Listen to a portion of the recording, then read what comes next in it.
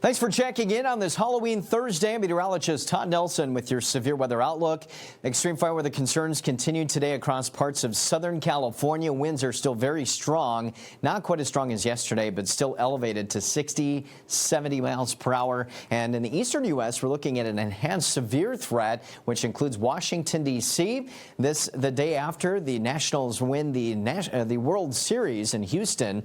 Widespread cold, though, taking residency in the central and eastern U.S. Here's a video from the Kincade fire. Very dangerous situation over the last several days. We've had a number of structures burn. In fact, now up to 282 structures, some of those being residential homes. 60% contained, but almost 77,000 acres and still about 200,000 people evacuated. So that's the Kincade fire north of the Bay Area. As you get into Southern California, you're looking at the Saddle Ridge, Tick, Easy fire. That one popped up yesterday, as well as the Hill fire and also the Getty fire. All of these surrounding the Los Angeles area. High wind advisories and warnings continue. As I mentioned, some of the gusts could be approaching 60 to 70 miles per hour. We have extreme fire weather concerns north of Los Angeles and also north of San Diego. Again, this is where our strongest winds will be present today. So we have extreme fire weather concerns as well as the red flag warnings. And this is a big storm system that is east of the Mississippi River Valley. Some snow for Chicago,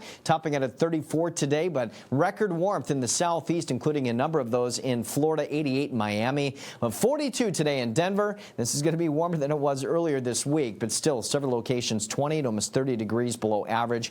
And it remains cold into the early part of November. There's your winter weather advisories from Chicago to Milwaukee. Could see some 2 to 5 inch snowfall tallies with that frost and freeze likely overnight tonight. Many of us down into the 30s. But how about that enhanced severe threat later this afternoon? Large hail, damaging winds, and an isolated tornado or two.